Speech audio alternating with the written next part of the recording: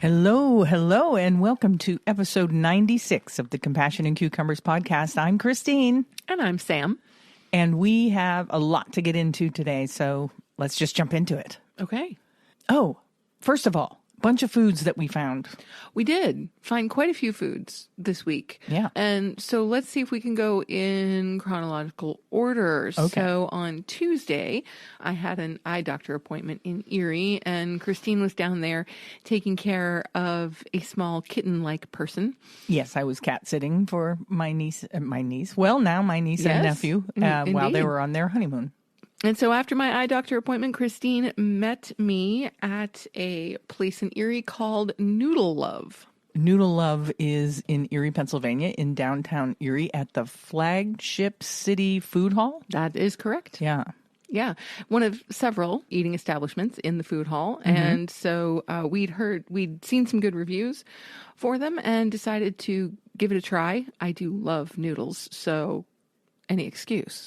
Right. Really. Yeah. And their menu, the vegan items were very well marked. Yes. The menu is very vegan friendly. Yes. And clearly marked, which is, of course, always appreciated. And so we each got one of their build your own noodle bowls. Mm-hmm. And so I did my noodle bowl with a Thai chili sauce because I like some spice. Yeah.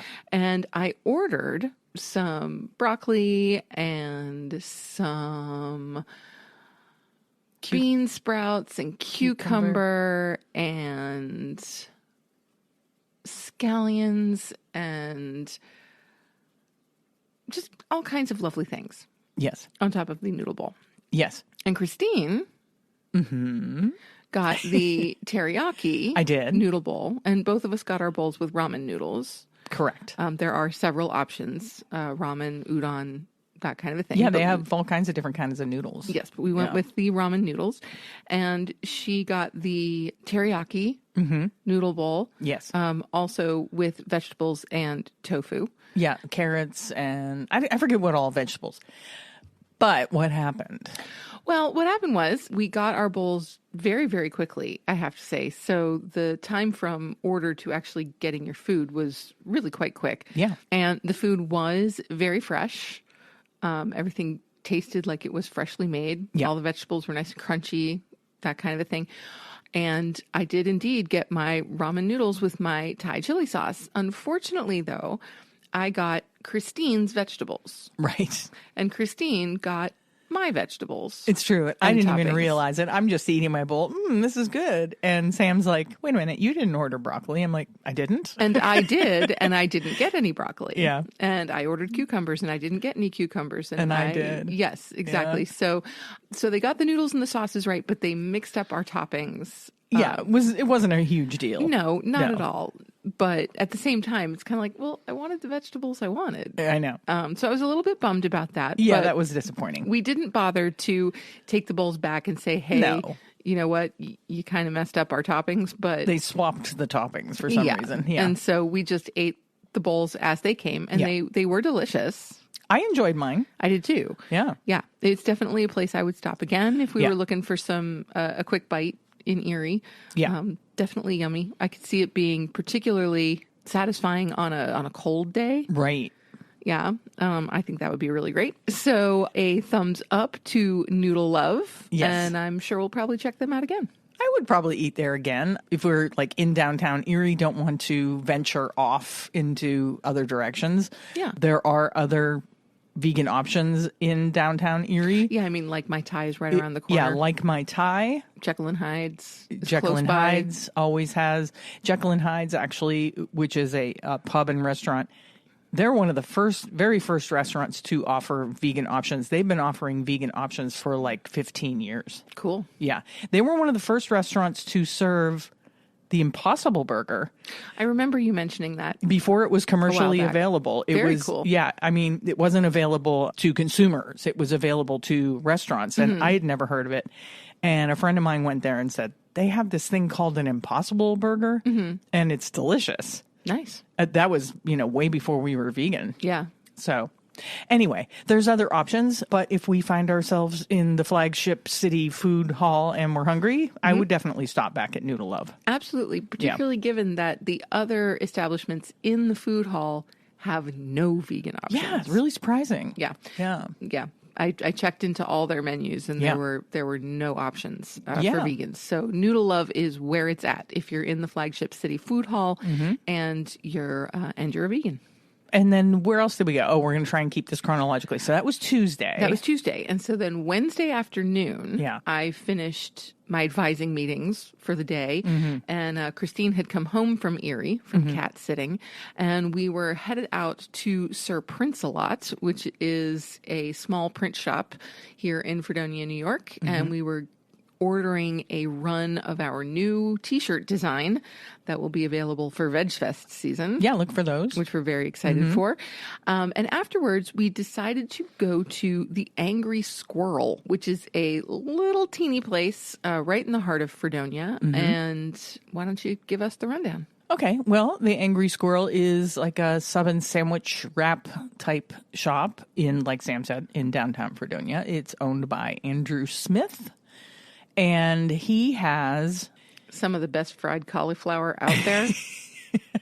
Yeah, but he has a big curiosity about vegan food. Yes. And how to add to his menu or serve it in his restaurant. Yes. He's every time we stop in there, he's asking tons and tons of questions. He has one thing on his menu that's vegan, and it is his breaded and fried cauliflower. Yes. Which you can get with a variety of sauces that are also vegan. Yes. So the breaded fried cauliflower is, number one, exquisite. It was perfectly cooked. It's some of the best fried cauliflower I've ever had. He did a nice job with it. Yeah, he really did. And it can be put on a sandwich, a wrap, a salad. So there are a number of things that you can do with it. Yeah. Like Christine said, there are some really great sauces that go with it as well. Now, not all of his sauce options are vegan, but the buffalo, which Christine had, is vegan, and the barbecue, which I had, is vegan. Yes. And they were both quite tasty. Yeah, we opted to go with a sub. We did. And so I did like a buffalo sub with lettuce and tomato, and he did have vegan cheese. He doesn't always have it, but he had vegan cheese. And you went with this, also a sub. I did. And went with the barbecue. And then what did you have put on your sub? I did all of the vegetables, lettuce, tomato, cucumber. I feel like there was another veg in there that I'm forgetting.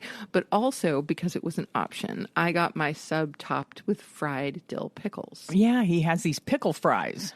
Yeah. And these are genius. Yeah, he actually just gets the pickles, which are cut into French fry shape, and then he breads and fries them himself. I've never seen anything like this before, and I had never had a fried pickle before. I have, but not in this way. So he brings us, we ordered a side of the pickle fries because I really wanted to become familiar with the pickle fries. Yeah. And I pull one out of the bag. I was just like, this was a game changer for me. I was just like, oh my God, where have these been all my life? Like, seriously, fried dill pickles, who knew? Yeah. Absolute genius. The cool thing is he will, and he did for us, fried everything separately. He didn't use it in, the same oil that he used for his chicken products or whatever else he... That's right. And when it comes to animal products, his primary product is chicken.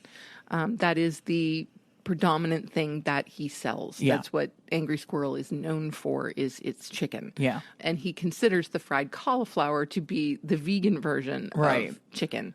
So, of course, it was really great. When he told us, I made sure to fry these in oil that, the chicken has not touched. Yeah. Which I thought was wonderful. I think that's awesome. I also think it's awesome that he had vegan cheese. Yes. One thing I would tell him is he just needs to mark things on his menu. Absolutely. So that when people like us go into his place, we're not having to scour his menu. He has, like an electronic menu above the ordering place. It would be really easy. Just put a big V next to the things that are vegan. Yes, absolutely. Next to the sauces that are vegan. Of course, the cauliflower. Mention to people that you will fry it in a separate fryer. The pickle fries, you Label know. the toppings, the fries, all of those things. Yeah. Let us know which ones are vegan. Yeah. Because, you know, right now, I mean, you've got some good offerings. Let people know. Yep. Because it can sometimes be hard to discern that. The other thing is he has a dill coleslaw that I'm dying to try because I love a coleslaw. And if you market it to me that it's a dill coleslaw, like, Right. hello. But unfortunately, it is not vegan. Yeah. It's made with non-vegan mayo. Right. And Yeah. so I would love to try that. So, Andrew, if you ever want to, you know, make a vegan version of that, I'm there.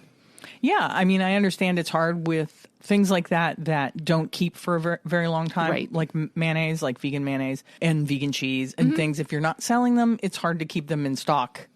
You know, yeah. you don't want to waste your money as course not. as a food vendor by buying things that people aren't buying. Right. But I think, I mean, number one, I love that he's curious about it and wants to have more offerings for vegans and vegetarians. Me too. It's great. And number two, I think if he, like we said before, if he would just shout it out. He said he has a problem with promoting himself.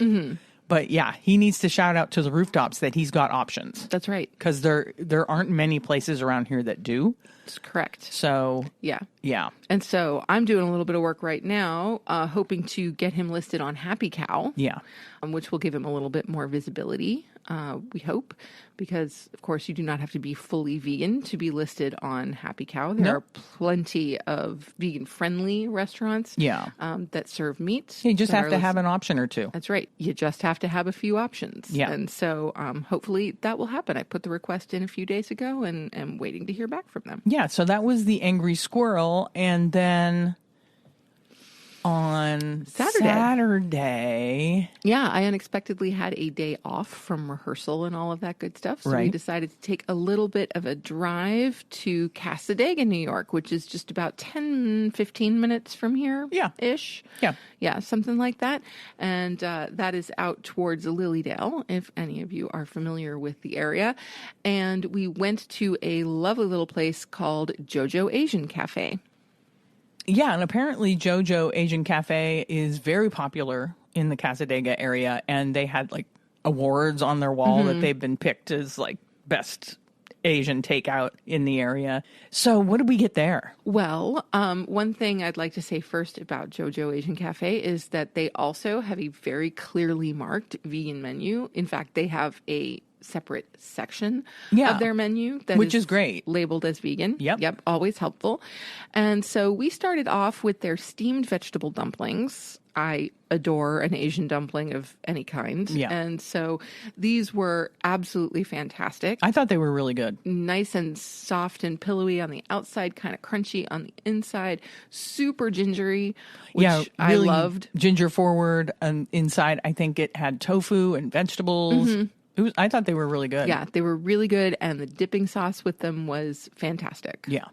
Then I had the General Tso's tofu, which came over fried rice, a vegetable fried rice, no egg involved, of course, and some broccoli.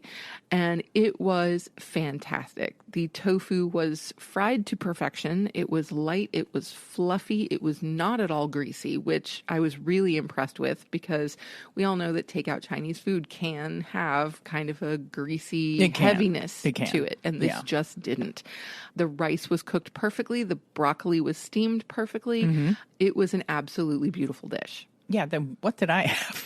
You had, how do you not remember what I don't you know. eat? I eat it and it's gone and the memory is gone. Okay, well you had the teriyaki tofu. Oh, I did. I had the teriyaki tofu. Yes. And it came with lots of cut up veg and had it over rice. And it was delicious. And like Sam said, the tofu was spot on. Just perfect. Yeah, chef's kiss. Really, really good. We also had a side of spring rolls, some vegetable spring rolls. Oh, well, yes. We didn't have to order the spring rolls separately, though, because they came as with part of the meal. The meal. It was a vegan combo plate. Oh, okay. And so we each had the rice, the tofu dish of our choice, and then a spring roll. And the spring rolls were also perfect. Really good. Not greasy at all. Nope. Yeah. Again, fried to perfection, tasted really fresh on the inside. Yeah. Mixed veg, tofu. Again, well spiced. Definitely a hit of ginger in there. Yeah. Loved them. And really affordable. One of the greatest things about JoJo Asian Cafe is the price point. It really is an exceptional value for money. Yeah, you get a lot of food. And was it like 10 something? It was $10 Yeah. each for the vegan combo plate. Yeah. So you get your rice, you get your tofu dish, you get your spring roll. Yeah. And then we, of course, also got an order of the dumplings. The dumplings, yeah. And so that was a little bit more, but we still had a full meal, a very filling meal Yeah. for 2 people Yeah. for about $30, which Yeah. is great. Yeah, I mean, and anybody out there that has ordered vegan food anywhere, everywhere, it's expensive. It seems like it's expensive. Yeah, and this just was not. No, this was totally reasonable. Now, the only thing we didn't know as we were walking in was that there was no indoor seating. No, it's takeout only, and I have a feeling that probably started because they have room for seating. So I will bet, I'm just guessing here. I don't know that when COVID hit, they changed it, of course, to takeout only. That could be. And then just probably decided, well, this is just easier. Let's Right. just do it this way. Now, they did have a few outdoor tables, and so we sat and had our lunch at one of their outdoor tables, and that was lovely. Yeah. But just know that this is not a dine-in establishment. No, it's a takeout joint. It's a takeout place. Yeah. And I can definitely say that the next time we are having takeout Chinese cravings, this is going to be where we're heading. Yeah, probably. And I know while we were standing there waiting for them to make our food, which didn't take long at all. No. I could hear their little thing dinging, that orders were coming in. So they're obviously a very popular place. Yeah. So it was just outstanding. So I cannot recommend them highly enough. Yeah, JoJo's Asian in Casadega, New York. And then after we had our lunch, we decided to stop at King Cone. King Cone, which is an ice cream place across the street. It is. Now, the reason I wanted to stop at King Cone, which was just down the road, was because I'd heard that they had a vegan soft serve. And I love soft serve ice cream. So I thought we should check it out. And unfortunately, their soft serve machines were not working that day. That and happens. So I didn't even get to ask if they had their vegan soft serve. But we did decide to get a cone.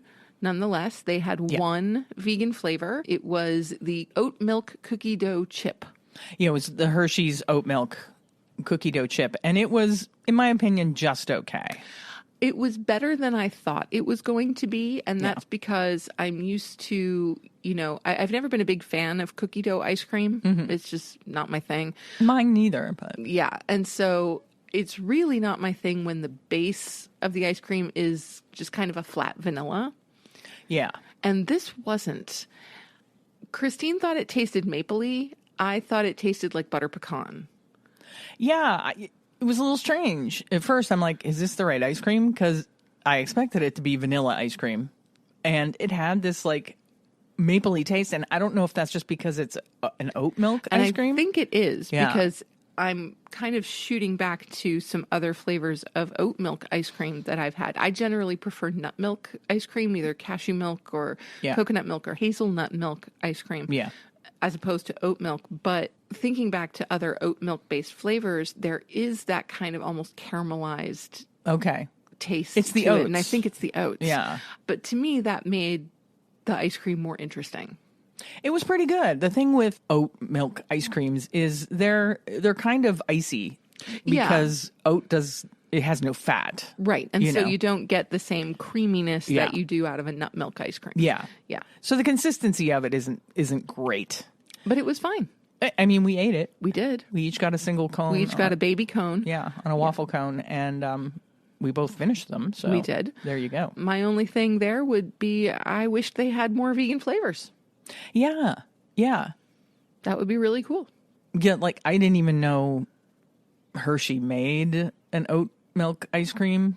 Not that we usually want to support Hershey as a company, but I didn't even know they made an oat milk ice cream. Oh, I did. You did? Well, I mean, that place that we went in Watkins Glen a couple years ago. Oh, was that also Hershey ice cream? They also had Hershey ice cream. Oh, okay. Yes. Okay. And so the peanut butter chocolate that I got there, That was an oat? that was an oat milk. Okay. And that was Hershey. And remember, if you remember correctly, our review on that was more peanut butter. More peanut butter. Every chocolate peanut butter ice cream needs more peanut butter. Yeah. Yeah. So we found lots of little places in our area, which is kind of fun. Yeah, it is totally fun. And the one takeaway I will say is if you have a restaurant and you're offering vegan things, put it on your menu. That's right. Make Don't it obvious. hide it. Don't hide it. Don't make people look for it. Because I'm telling you, if a vegan picks up a menu and you just even have a little section that says we have vegan offerings and list even if it's just one or two things, right? But make it so that people can just find it on your menu. Bam, there it is. There it is. And thank you for not making me modify a dish that you have. Yep, absolutely. People will. It's one of those if you build it, they will come kind of situations. 100%. Yes. Yeah. So thank you to all of the restaurants that we went to, but a big thank you to JoJo Asian for having a specific vegan menu on their menu. Yes, it's and beautiful. for Noodle Love for marking everything very specifically, plainly, yes, that they're vegan or not vegan. I had on the notes that I wanted to talk about your big bowls. It just says on my notes, Sam's Big Bowls. Yeah, it does, and I'm not exactly sure why. Well, because Wednesday when I came home, was it Wednesday? No. When I came home? Must have been Thursday. No, Wednesday we went to Angry Squirrel. Maybe it was Thursday. It must have been Thursday. You made me one of your big bowls of vegetables. Oh, yes. These are otherwise known as salads. But it's not really a salad because you did noodles but and it's stuff. Totally a salad. Yeah. Okay, so Christine and I differ in one big way when it comes to food. For me, there's no such thing as too many raw vegetables. Yeah, I mean, I like raw vegetables too. But you can get tired of them. I do. I'm like, I get tired of chewing so much. I don't feel get like I'm tired just of chewing. I just want them. some cooked food every once in a while. You know what I'm saying? And I have nothing against cooked food. I love cooked food. But for me, like a big bowl of raw vegetables is almost compulsory every day. Yeah. Like if I had my way, we would always have a big bowl of raw vegetables. I know. It's so funny. And I think I've said it before that every once in a while, Sam will be like, I feel like we haven't had enough vegetables. I'm like, what are you talking about? That's all we eat are vegetables. She's like, yeah, but I mean like raw vegetable, like crunch. She wants crunch. I want crunch. Yeah. Yeah, absolutely. I want that crunch. I want that feeling. Because you can tell when you're eating them that vegetables are A, good for you. Yeah. B, that they're hydrating. Yeah. Like especially when I'm eating something like cucumbers or radishes or celery. Like you can tell that there's water in there and there's, that you're getting some hydration from what you're eating, which is always a good thing. So, yes, while Christine was away cat sitting, I indulged in having the kitchen to myself. Oh, yeah. And got into making some ginormous salads. She basically in 2 days cleared our refrigerator out of all vegetables. It's true. Yep. There was some spinach left. There was a little bit of spinach There's a little bit of spinach left, which is what I made the bowls on Thursday out of. And so... but yes, I do like things on my salad. So I like having textural and temperature differences. Well, that's good. Yeah, so I like making a big salad with lots of raw veg, and then I like putting on either like rice or noodles or something like that, and then also some either sautéed or roasted vegetables. Because I do like that blend. And so I think on Thursday, the one I made was, it had ramen noodles, some Hakka ramen noodles. Yeah. Those were good. Those were very good. And some sautéed cauliflower and zucchini. And then I just tossed that on top of a big bowl of salad. Salad, yeah. It's yummy. Yeah. So Sam's Big Bowls. I could have that every day and be very, very happy. That's all I need. All right. Well, I guess sticking with the food thing that we're this very food heavy beginning of the show. Yeah. Let's move on to this week's recipe of the week. It's a listener recipe.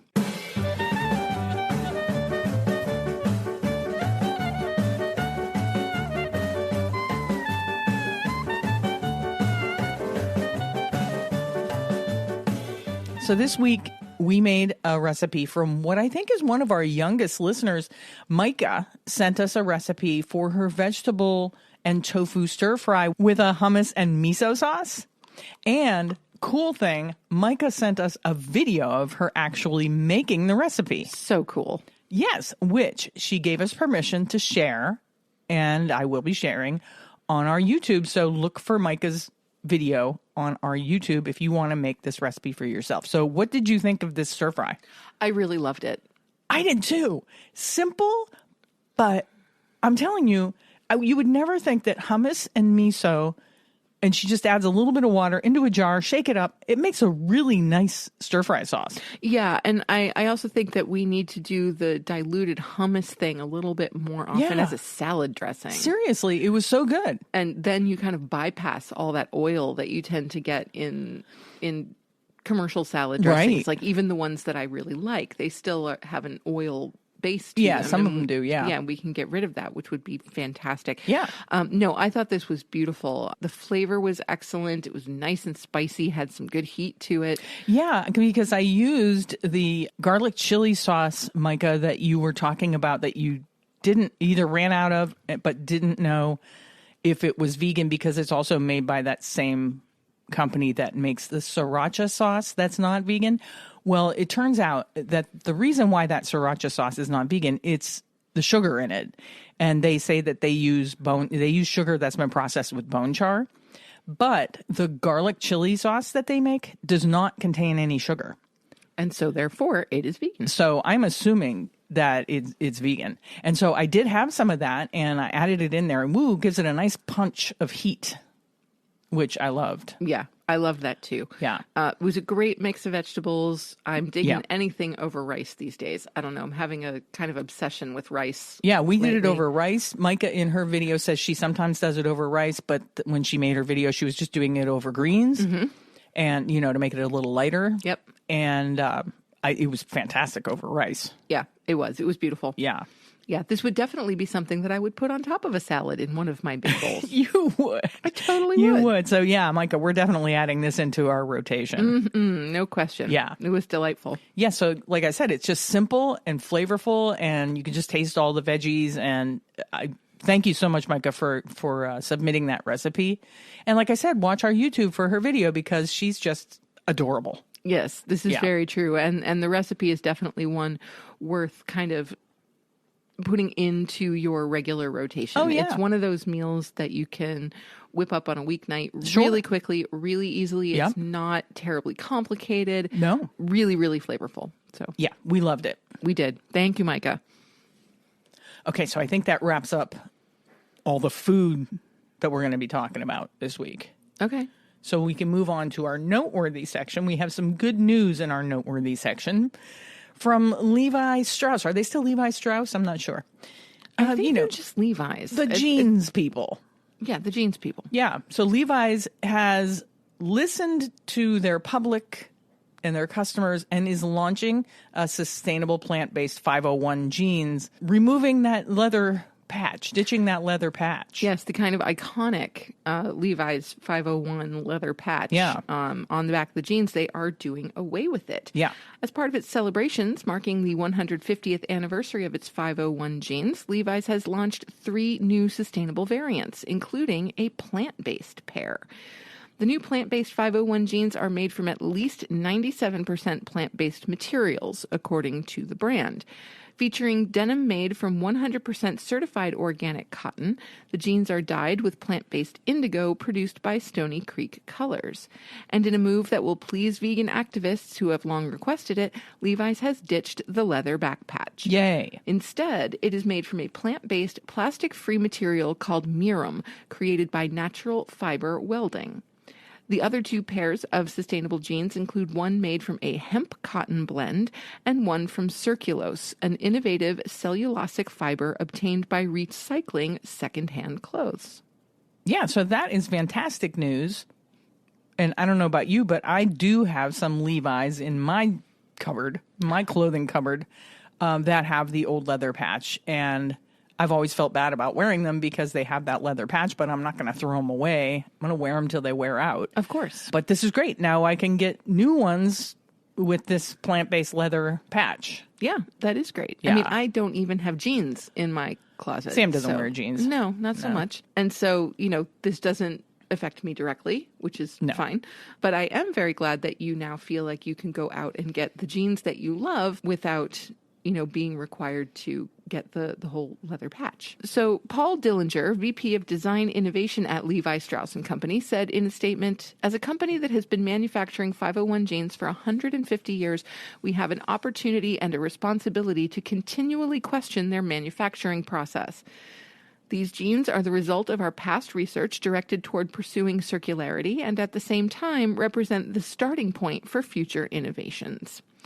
Una Murphy, Design Innovation Director at Levi's, added, "In our research and development work, we strive to improve design practices and preserve environmental resources in every way possible. By incorporating sustainable innovation into all products, we learn what is possible and try to solve some of the biggest environmental challenges." Yeah, definitely good So news. for all the jeans wearers out there, Yeah. thumbs up. Yeah. Yeah. Before we move on to our main topic, I need to take a bio break. A few moments later. And we're back. We're back. Yeah, so let's move on to our main topic.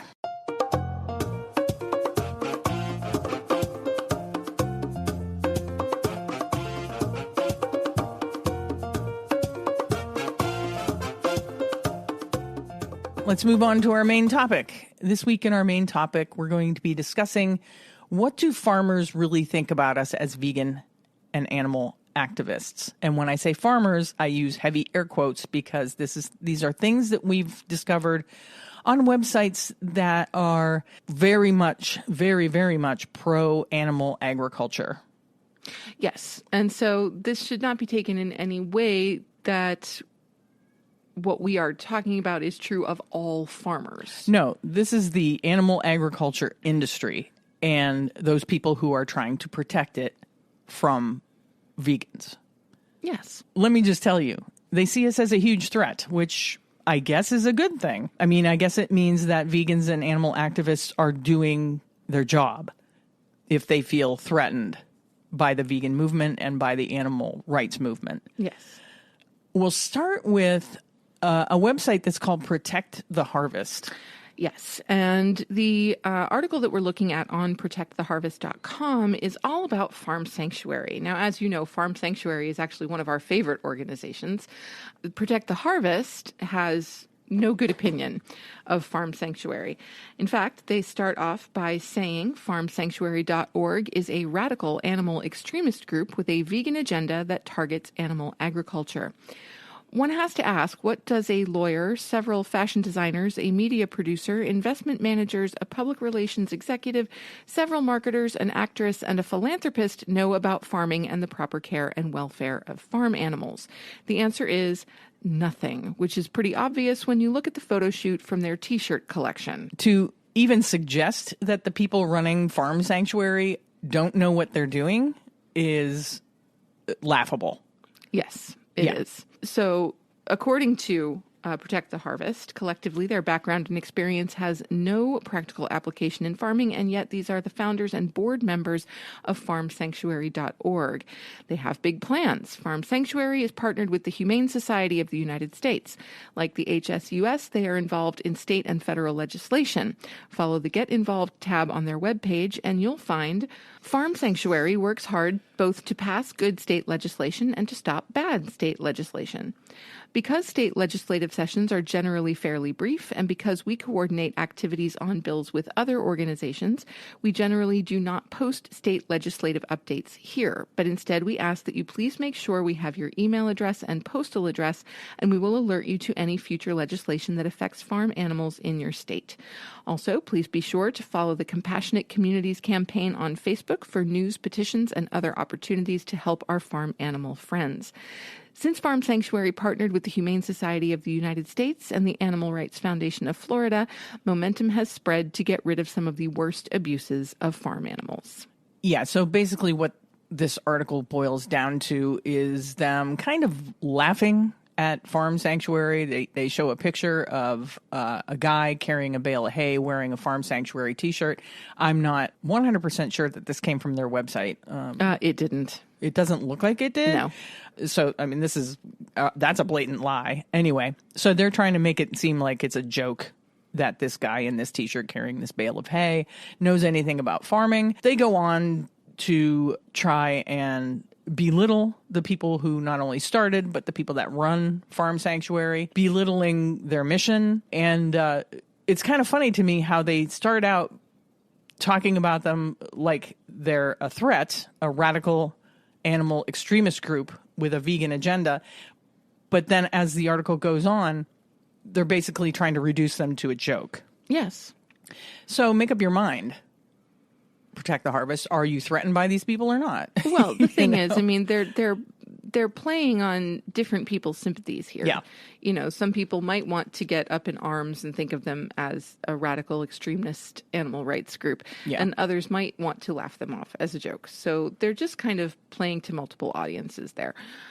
As far as I'm concerned, you know, I mean, and having been to Farm Sanctuary, if you've ever had the chance, whether you're in Watkins Glen, New York, or you're out in California, go visit a farm sanctuary and see the incredible care that is taken with the animals at Farm Sanctuary. It is a truly profound experience. Yeah. And for folks protecting the animal agriculture industry to talk about animal welfare, that actually is a joke. Yeah, that's laughable. Yes.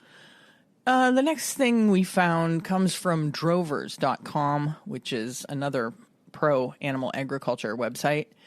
And this is an opinion piece titled Fight the Animal Rights Groups Infiltrating Our Industry. This is written by Todd Wilkinson, NCBA president. And this came out May 12th, 2023. He says, over the past few weeks, I have seen news articles and social media posts lying about our industry, attacking our association and endangering the programs that generations of farmers and ranchers worked hard to establish, and I am fed up. This week, a group of animal rights activists and those who do their bidding sent a letter to Congress in support of the deceptively named Opportunities for Fairness in Farming, or the OFF Act. Well, let's call it what it really is, the Obliterating Family Farms Act. The bill is nothing but an attack on cattle producers who have worked hard to build a program that promotes our wholesome, you'll see that word a lot in the text on these websites, wholesome American beef, while also strengthening our family farms and ranches. The unholy alliance that supported this letter is stunning. Animals Are Sentient Beings Incorporated, a group that says because of an animal's feelings, we should no longer eat meat. Attorneys for Animals, a law firm that sues to treat animals as individuals. Four Paws, a group trying to end livestock hauling in Europe. Mercy for Animals, whose mission is ending the exploitation of animals for food. And they put that in quotations, which is weird. Also included are groups that claim to support producers but have turned their backs on our industry by hiring animal rights activists like former Humane Society of the United States staffers Joe Maxwell and Angela Huffman. Our CAF has even joined this dubious group, hoping again to use an alliance with animal rights activists to tear down the checkoff.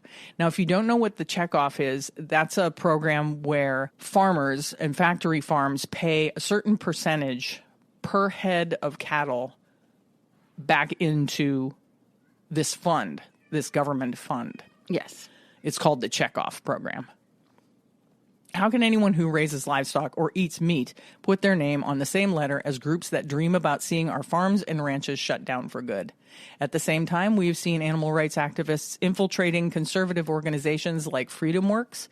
The new chief operating officer of FreedomWorks is Marty Irby, and before he took up his latest post, he worked for the disgraced leader of the Humane Society of the United States. Irby is no friend of animal agriculture, and he has turned FreedomWorks into a lobbying machine for the OFF Act and for ending our way of life.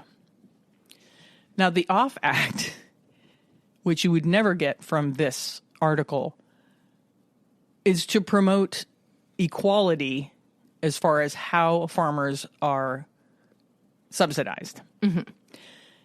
And they seem to be against this. They don't. Well, of course. They don't want equality. No, of course they don't. They don't want any kind of equity where the money is concerned. We know that predominantly, the industries that are subsidized by the federal government are livestock agriculture and then soy agriculture in order to make feed for livestock. And then, of course, you got to throw dairy in there too. Yeah. So if we're talking about equity or equality in farming, then you have to also then consider all of the farmers who are farming fruits and vegetables. Right. You have to look at the organic farmers. You have to look at everybody who is creating grain that is not for livestock feed. Yeah. Those kinds of things. And so that would necessarily take some funding away from beef, chicken, pork, Yeah. et cetera, et cetera. Yeah. So the guy who wrote this opinion piece, he's the president of the National Cattlemen's Beef Association. So he's got a lot to protect here. Of course. And with all that he is saying in this opinion piece, what it boils down to is he's trying to rile up people in the animal agriculture industry to help to vote down this off act.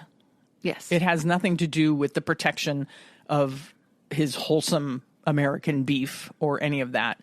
It boils down to voting down this piece of legislation that will help there be more equity in the subsidies programs. So next we're going to head back to protecttheharvest.com, and they have an article here about animal rights groups and who they really are. Of course, I'm going to put really in big old air quotes. Right.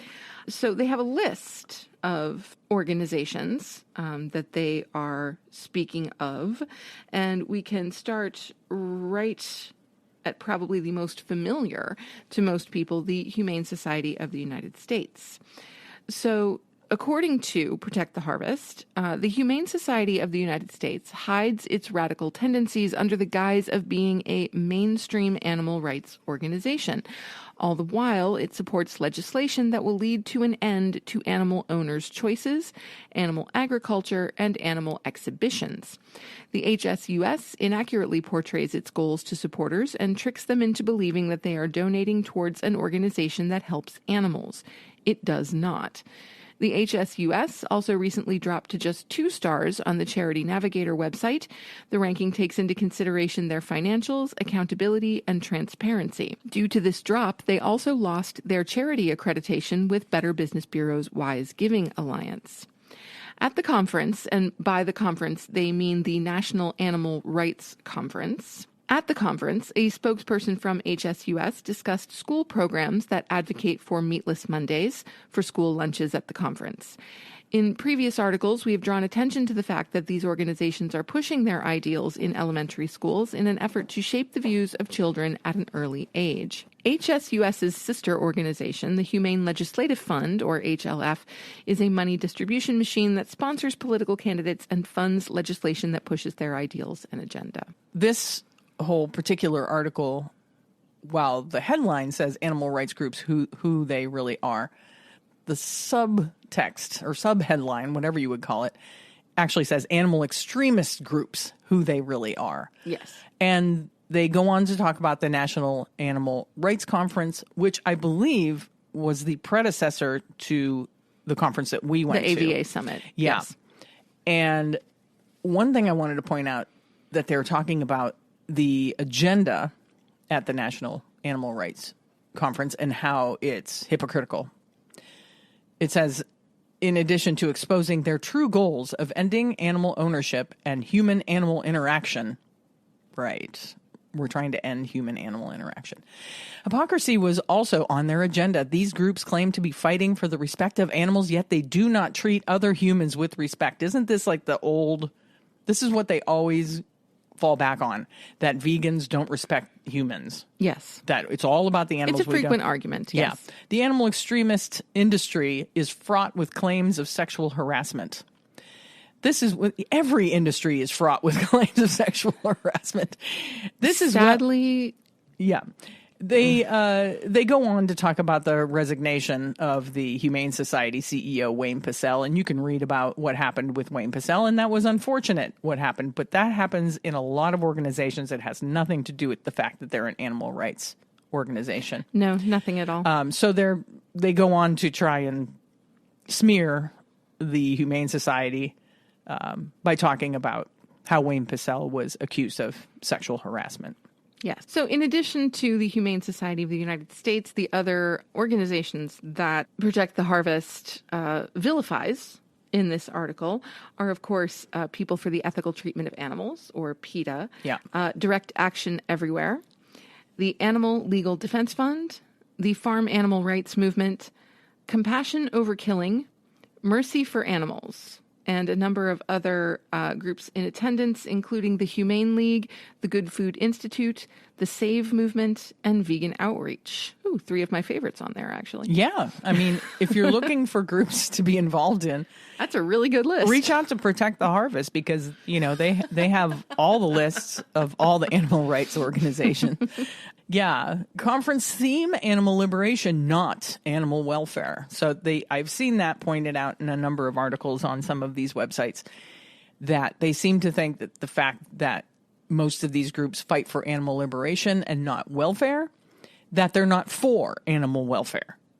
Well, they see animal liberation as the ultimate goal. Right. Absolutely. Yes. Right. It's, as the Save Movement says, animal rights is different from animal welfare. It's not about better cages. It's about empty cages. Right. Right. Yeah. According to, so it goes on to say, according to the Animal Agriculture Alliance report, the main theme of the conference was animal liberation, which they have in quotations, rather than animal welfare. It's important for people not involved in the animal extremist agenda to know that their goal is often misleading. These groups truly do not care about the welfare of animals, and most often, in pursuit of their goal, their actions place animals in grave danger. We cannot stress this point enough. Animal extremism has nothing to do with animal welfare. The groups who attended the National Animal Rights Conference are doing their best to sway the public into believing their misinformation.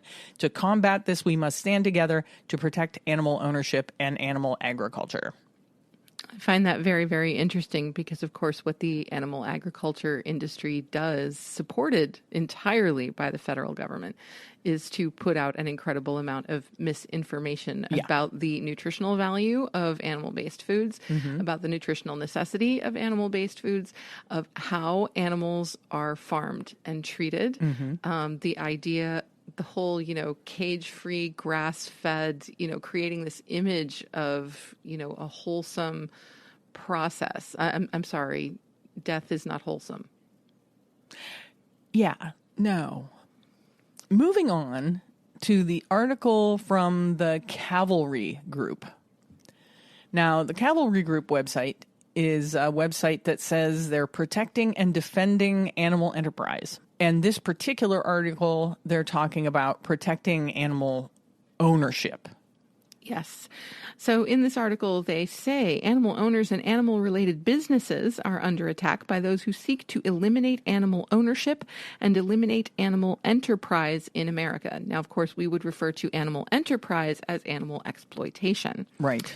Powerful organized interests are using bully tactics or the force of government to push their radical animal rights agenda on law-abiding animal owners and animal-related businesses. Since 2012, the Cavalry Group has been advocating for animal owners and animal-related businesses in addition to providing 24/7 access to legal defense to protect the constitutional and private property rights of law-abiding animal owners, animal-related businesses, outdoor sportsmen, and animal agriculture interests nationwide against the onslaught of unwarranted search and seizure of their farm or animal enterprise. Yeah, so basically, the Cavalry Group feels that it's okay for them to have billions of dollars to funnel into lobbying our lawmakers, but it's not okay if animal rights people want to do the same. That's correct. Yeah. Yes.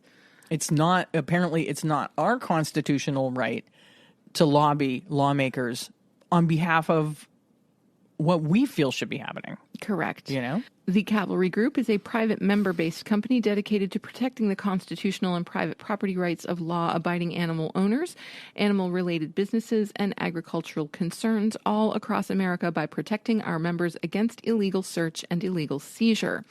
The Cavalry Group lobbies against all animal rights-driven legislative actions at the federal level.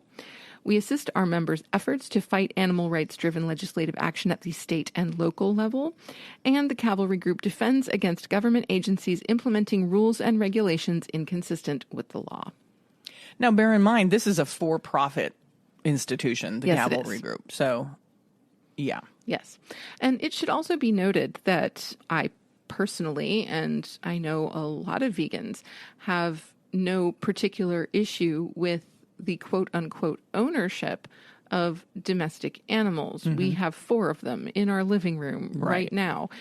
We have no problem with people having pets. We see that as a means of caring for animals who would otherwise be neglected or euthanized. Yeah. And we certainly don't want that. Our objection is to the exploitation of animals being used for industry, for profit, for food. Yeah. Animals brought into the world specifically so that they can be exploited for the entirety of Their lives. their quote unquote useful lives in Right. the farming community. That's right. And then are sent off to slaughter. So they're brought into this world, basically to be killed.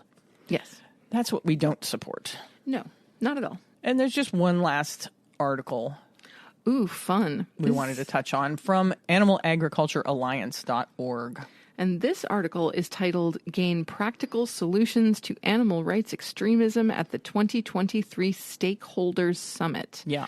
I love that it's put forward as a stakeholders summit. It's all about the money, baby. All about the money. All about the money. Don't let them fool you with words like wholesome American values and all that jazz. Yes. They state that animal agriculture and the food community remain a top target of animal rights extremists. Activism and security experts will share current trends in the animal rights movement and practical solutions to mitigate these potential threats at Animal Agriculture Alliance's 2023 Stakeholders Summit. The 2023 event was set for May 4th to 5th in Arlington, Virginia. Animal rights extremists remain hostile to animal agriculture, and their efforts to take meat, dairy, poultry, eggs, and seafood off of our consumers' plates could undermine food security and our efforts to produce sustainable, affordable food. There's that word, sustainable. And affordable. Just throw that in there. Sustainable and affordable, right? Well, right. But we know that the only reason it's affordable is because it's subsidized. Right. Yeah. How can the animal agriculture and food community handle these security threats? In the session, Practical Solutions Responding to Animal Rights Extremism in 2023, attendees will hear from 3 experts as they share latest trends in activism, as well as relevant real-world takeaways to protect yourself and your livelihood from extremists. Dun, dun, dun. I guess this whole segment kind of boils down to a kind of know thy enemy kind of situation. Wait. I think it's a bad idea to frame people as the enemy. Well, not people, the industry, not people. This is a stakeholders meeting I understand that people that. are paying to go to. I understand, just as we paid to go to the AVA Exactly. Summit. Exactly. So what's your point? It's the same thing, just on the opposite side of the coin. Right. But I'm saying that any movement that wants to make change needs to know what's happening on the other side of the coin. That's a fair statement. Okay? That's what I meant when I said know thy enemy. Of course, I'm not considering these people my enemy. Right. I But, just don't want you to be misinterpreted. Well, it's just a phrase. It's just a turn of phrase. Yes, I know, but Yeah. turns of phrase are important. I know words matter and all that jazz. Yeah, they kind of do. But I think it's really important for people within the vegan movement, no matter how active you are in the vegan movement, know what's being said about animal activists by people on the other side of the aisle. And number 2, what they're doing about it. Yeah, You know, absolutely. the information's out there. Yeah. You want to know what Big Ag thinks about you as a vegan going to the store and buying your tofurkey slices? And then maybe donating to Farm Sanctuary or they adopting an animal at Farm Sanctuary? They don't like us very much. They don't. But if you really want to know, all you have to do is Google, animal agriculture support group or Well, you can't. whatnot. You can't be surprised that there are such organizations. Oh, no, I'm not surprised at all. But I Okay. think a lot of people don't know how dramatic they make us seem. Oh, yes, they use that some we're very all extremists, that we're all threatening the American way of life, sure. Well, of course they're going to use inflammatory language. Yeah. That's what's going to get people hyped up. Yeah. It And the makes fact that sense. that they have to, like the thing about Farm Sanctuary, a lot of it was just blatant lies that they don't know how to farm animals and all yes, of that. anybody who cares to know can find out very quickly. Yeah. But the funny thing is, on our side of the coin, as animal activists, as vegans, we don't need to lie about what goes on in the animal agricultural industry. No, we don't. It's horrific. Yeah, we don't need to lie. Unfortunately, we can't always show you because there's laws to protect them. We don't have laws to protect us. No. The law is not on our side, that's Yeah. for sure. There aren't, there is no Freedom of Information Act when it comes to animal agriculture. There is not. And that was actually really well said. Yeah. Thanks. No problem. I'm getting heated. Yes, I've noticed. I'm just going to take a couple breaths Go right ahead. because these people tick me off. I know they do. I know they do. And rightfully so. Yeah. But at the same time, I think it's always better to approach rationally. Yeah. Well, I'm trying to approach it rationally. But what a lot of these articles make it seem like is that animal activists are targeting the small American farmer, when we all know that's not true. No, that's not true. Yeah. And it's all about the money. They don't care about the small American farmer. That is also true. Okay. All right, we're going to wrap this up. We got to move on to our 72 reasons to be vegan. Hit it, Sam. I will. So this week's reason to be vegan, of course, comes from Gene Stone and Kathy Freston in their excellent book, 72 Reasons to be Vegan, Why Plant-Based, Why Now? And this week we have reason number 43. Every time you buy chicken, you hurt a farmer. Meet Jennifer Barrett of the Barrett Farm in Wicks, Arkansas. She and her husband Rodney were third-generation chicken farmers. We thought you should hear directly from them because so many people we've talked to believe that farmers will suffer if consumers stop buying meat, dairy, and eggs. We won't mention who their suppliers were because we don't want them to get sued, but you would readily recognize the brand because it's in almost every supermarket across the country. Here it is from Jennifer. Hard work is inherent in farming. I believe farmers are endowed with a gift to love it. We rise before dawn and fall into bed each night with a sense of accomplishment and fulfillment. We wouldn't want to live any other way. My husband Rodney and I entered farming when we were young adults, taking over my parents' poultry business and dreaming of a quiet farm life where we could remain connected to nature and raise our children with a love of the earth and respect for life. We believed that farming animals was foundational work. It was a good old American job that would contribute to the well-being of everyone. However, raising animals for food turns out to be quite different from most people's image of it. Because of our country's giant food industry, farming has become enormously competitive. To compete, you have to go big or go home. This means a huge investment on the part of the farmer. For us, it meant signing a contract with a multinational food corporation and borrowing $1 million to build 4 chicken houses. The bank thus owned the farm, and the company dictated our farming practices, providing the chickens and the feed while we provided everything else. At first, it looked like a great deal. The company did all the marketing and distribution, provided us with the product to grow and the feed to grow it. We did the work, and the investment was ours. This would allow us to live out our quiet lives in the country and, in the end, leave us with our own profitable business. In retrospect, however, what we did was sign ourselves up for indentured servitude. Half of every check went to the bank to cover the mortgage, and the other half went back into the farm. The cost was exorbitant. We were raising 100,000 chickens every 52 days. It took massive amounts of electricity to run the fans used for cooling and ventilation. It took massive amounts of propane to heat the houses in the winter. The chickens drank enormous amounts of water. The mountains of poop they left behind had to be removed. Each working part in the whole operation had to be maintained and frequently needed repair, and the whole lot of it was heavily taxed and insured. All told, in nearly 19 years of raising chickens, we never once saw a profit. The work itself was ceaseless. Every day we'd strap respirators to our faces and walk into a dimly lit sea of putrid stench to find and remove the dead. And every day, there they were. These birds, who would live fewer than 8 weeks, would succumb to disease or to the crushing weight of their disproportionate genetically mutated bodies. Often, they dropped dead from heart attacks due to their extreme rate of growth. Rodney culled the sick and injured chickens.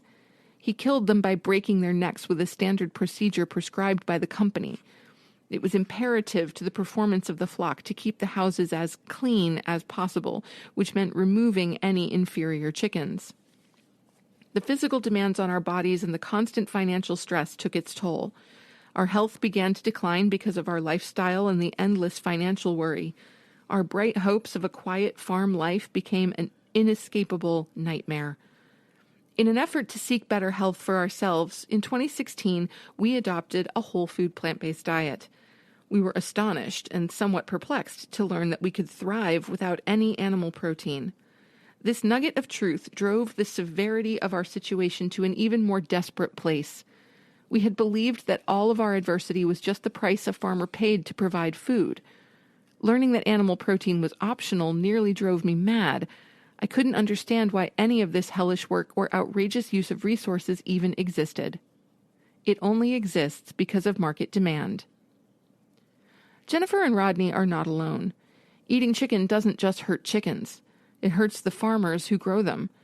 With the meteoric rise of fast food chains like Chick-fil-A and Popeyes, small farms, which are overwhelmingly under corporate control, are struggling with America's insatiable appetite for chicken. Meanwhile, big box retailers like Costco are in an arms race to sell the cheapest rotisserie chicken, now below $5 in many places. All of this means farmers are paid less and less to grow more and more chickens in horrendous conditions. As NPR reported, poultry growers often sign contracts for one flock at a time, with no guarantee that there will be another. They are also typically paid according to a tournament system. The best farmers are paid extra, with money taken away from farmers at the bottom. Many farmers take out multi-million-dollar loans to build the required infrastructure, with no guarantee they will make their money back. This kind of farming simply isn't sustainable for the planet, for the farmers, and for the chickens themselves. Well, that's a perfect reason, given what we were talking about. I try to do that. I know. You always weave it in very well. See? Seamlessly. Gotta love it. Yeah, thanks for that reason. And yeah, so big ag and the industries that require the animals from big ag are, like that reason said, actually hurting the small farmer. Yes. To the point where they can't live. They end up millions of dollars in debt, and it's terrible. It is. Yeah. It is a broken system, as we have said many times before. Yeah, it's a completely broken system. That's why we need to end it. End it today. Let's move on to something a little more fun. It's our favorite portion of the show. That must mean it's listener shout-out time. It is. Just want to give a shout out to all my fans watching. I love you guys. I love you. This week's listener shout-out goes to Lori Bennis. Lori volunteers with Food Not Bombs and is enjoying her retirement with her husband, Dave. She's a vegan, a loving mother, an LGBTQ ally, and she enjoys music, going to concerts, art, and gardening. Thank you so much for listening, Lori. And please contact us with your t-shirt size and address so that we can send you a CNC swag bag. You can send that information to us either through our email at compassionandcucumbers@gmail.com or DM us on Instagram. And now for this week's housekeeping. We want to try your favorite vegan recipes, and we want to include them in our listener recipes segment, just as we did with Micah today. Email or DM us the vegan meals you love to make and send us the recipe so we can try it and feature it on the podcast. Please do. Here are some things you can subscribe to. Subscribe to our YouTube so you can watch Micah's video. Subscribe to our weekly and sometimes and mostly bi-weekly newsletter. Our Patreon. You can subscribe to our Patreon. The links are in the show notes for all of these things. You can become a patron on our Patreon page and join the community there where we share all of the recipes that we make from our vegan kitchen. And if you want to know what we think about the restaurants we go to, you can find us both on Happy Cow. You can find Christine at Compassion and Cucumbers and me at CNC Vegan. We are running a fundraiser for the Food Empowerment Project at our Buy Me a Coffee site. The Food Empowerment Project seeks to create a more just and sustainable world by recognizing the power of one's food choices. They encourage healthy food choices that reflect a more compassionate society by spotlighting the abuse of animals on farms, the depletion of natural resources, unfair working conditions for produce workers, and the unavailability of healthy foods in low-income areas. Please note also, this will be our last fundraiser through Buy Me a Coffee. In future, we will simply recommend organizations that we would like to encourage you to give to directly. Yeah, that way Buy Me a Coffee doesn't take a cut. Exactly. Which we try to make up for. But hey, follow Sam's Etsy site. It's Cucumber Craftworks on Etsy. Take a look at her beautiful knit scarves, handmade jewelry, and bead art. It's all vegan, and it's all made with love. Want to get a listener shout out? Well, send us a DM or an email letting us know you listen and tell us a little bit about yourself, and we will feature you on the podcast and send you a swag bag.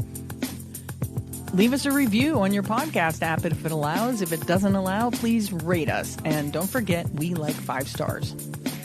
Share the show with a friend or family member that you think would enjoy what we do. Also, please feel free to share our social media. It's the easiest way to support us, and it costs you nothing at all. And finally, join the AFA Vegan Voter Hub and give to them monetarily if you can.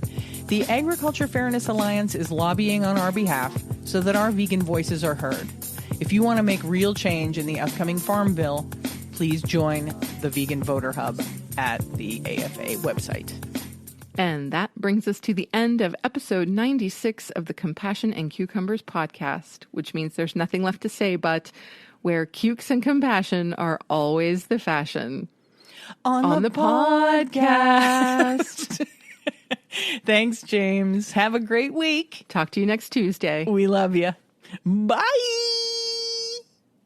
The end.